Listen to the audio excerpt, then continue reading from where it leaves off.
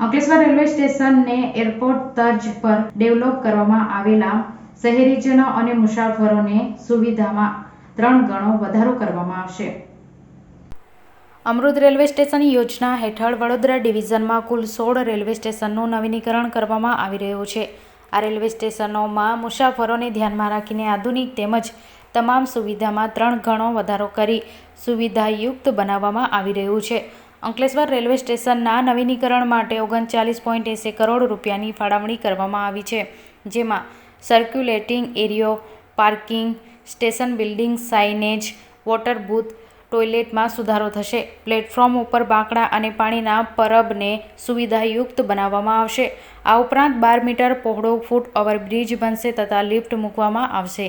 દેશના વડાપ્રધાન નરેન્દ્ર મોદીના હસ્તે વર્ચ્યુઅલ માધ્યમથી લોકાર્પણ અને ખાતમુહૂર્ત કરવામાં આવ્યું હતું।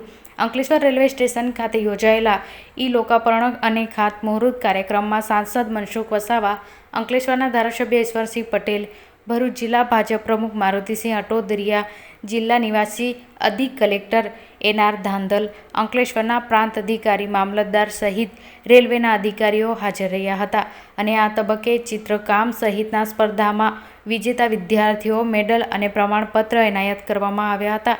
આ પ્રસંગે અંકલેશ્વરના નગરજનો ઉપસ્થિત રહ્યા હતા અને વડાપ્રધાન નરેન્દ્ર મોદી દ્વારા કરવામાં આવેલા લોકાર્પણ અને ખાતમુહૂર્તનું સીધું પ્રસારણ નિહાળ્યું હતું।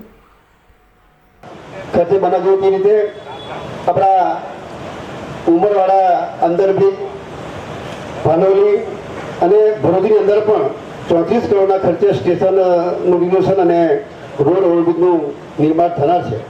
ત્યારે વધુને કહેતા આપણે જોયું છે કે આટલા વર્ષોના શાસનની અંદર આપણે જોયું છે કે ક્યારે પણ રેલવેની અંદર આટલા બધા કામો થયા નહોતા। આજે આઝાદીના 75 વર્ષ પૂરા થયા છે નિમિત્તે આ અમૃત રેલવે સ્ટેશનનું જ્યારે નિર્માણ થયું ત્યારે આપણને બધા જ લોકોને એની સુવિધાનો લાભ મળવાનો છે। મુસાફરોથી લઈને તમામ લોકોને જે પાર્કિંગની સુવિધા પણ મળવાની છે, સાથે સાથે વેટિંગ રૂમની અંદર પણ આપણે સુવિધા મળવાની છે। ત્યારે વધુ ન કહેતા આજના પ્રસંગે હું ખૂબ ખૂબ શુભેચ્છાઓ પાઠવું છું। વંદે માતરમ, ભારત માતા કી જય। धन्यवाद सर। अब मैं हमारे माननीय सांसद श्री मनसुख भाई वसावा जी से निवेदन करूंगी कि वे अपना उद्बोधन दें।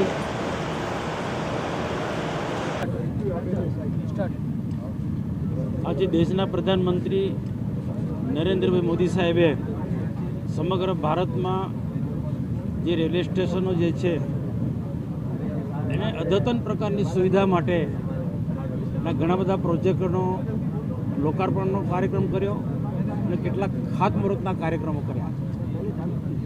દેશના પ્રધાનમંત્રી નરેન્દ્રભાઈ મોદી સાહેબ દેશને એક સમૃદ્ધ ભારત બનાવવા માગે છે, મજબૂત ભારત બનાવવા માગે છે।